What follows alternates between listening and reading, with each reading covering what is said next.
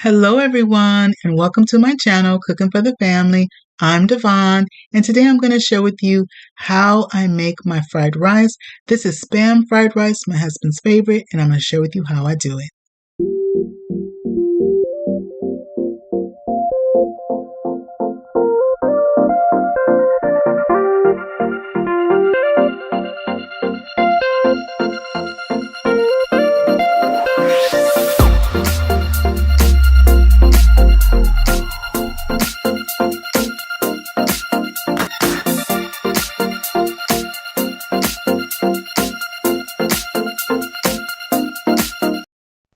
Today I'm making Spam fried rice, and this is the one that I'm using. This is the low sodium Spam.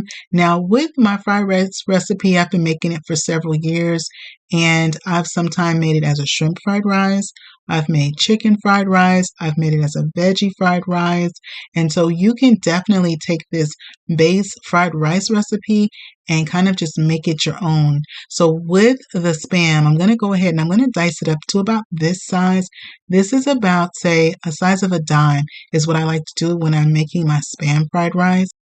Now this works great if you have any leftover white rice, but if you happen to not have any leftover white rice in your fridge, I'm going to share with you an easy way, a quick tip that actually I learned on how to firm up fresh cooked white rice to prepare it so we can make our fried rice. Now, if you are new to my channel, I want to welcome you in. And if you're a returner, I want to thank you for coming back. On my channel, I love to cook and I love to bake. And so I share a lot of different recipes. So if you enjoy cooking and baking, I hope you consider subscribing. Now for my fried rice, I like to use this oil. I like to use olive oil, and I'm using a high-sided pan. Now you can use whatever oil that you have in your kitchen, whatever one you want to use, but the one that I typically like to use is olive oil. So to my pan, I put in there about 2 tablespoons of olive oil. I will add a little bit more and I'll share with you when. And then I went on and I put in some green onion that I had chopped. And these green onion are so aromatic.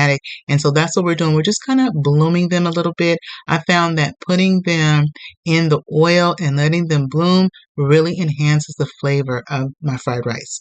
So this was for my fresh chopped green onions, and these onions came from my garden.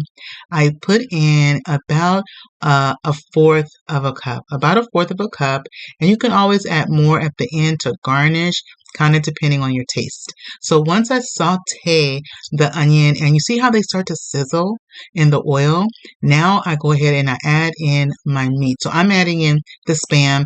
Now if I were using uncooked meat, chicken or beef or shrimp, what I would do is I would kind of reverse the order of operation.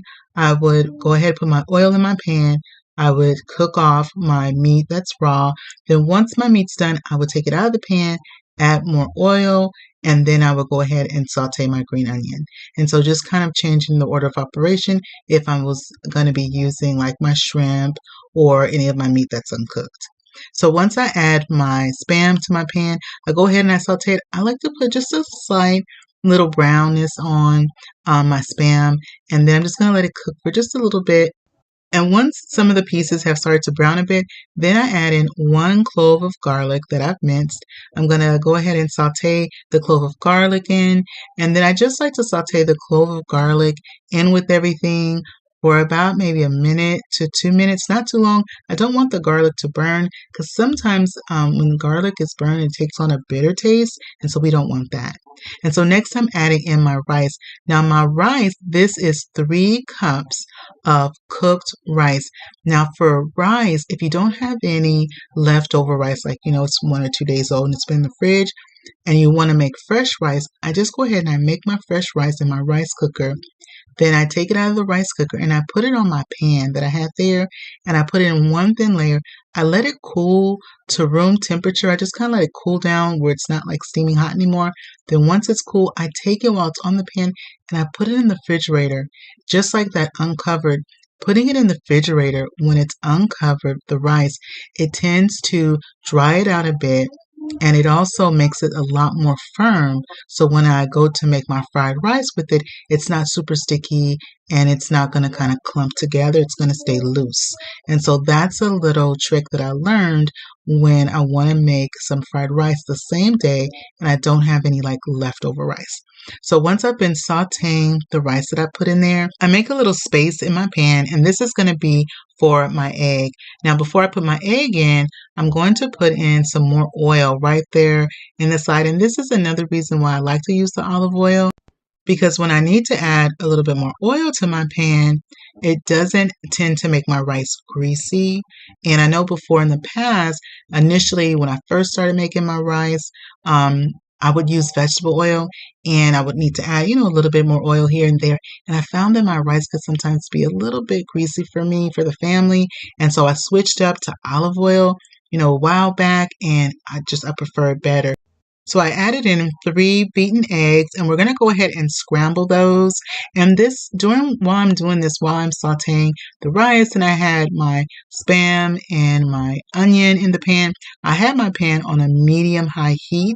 And so I had the pan on a medium-high heat when I'm cooking the rice, as well as when I'm scrambling the eggs and mixing that in there. So once I have the eggs all nice and scrambled, then I start mixing it in with the rice and the Spam and the green onion.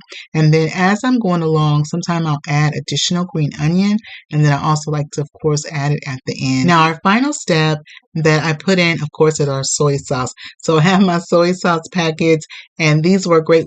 We have a drawer that has some soy sauce in it and different condiments here and there.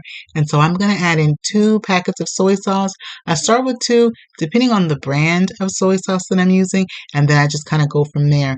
Now, if you have like a bottle of soy sauce, start with a couple of teaspoons. Just start with a couple of teaspoons, and you can build from there, because you can always add, but you can't take away. Once I add in my soy sauce, I finish mixing everything together, and then I go ahead and I just let it cook for about 1 to 2 more minutes, about 3 minutes at the most. I turn it off, and then I'm ready to serve. So I'm going to go ahead and serve us up some.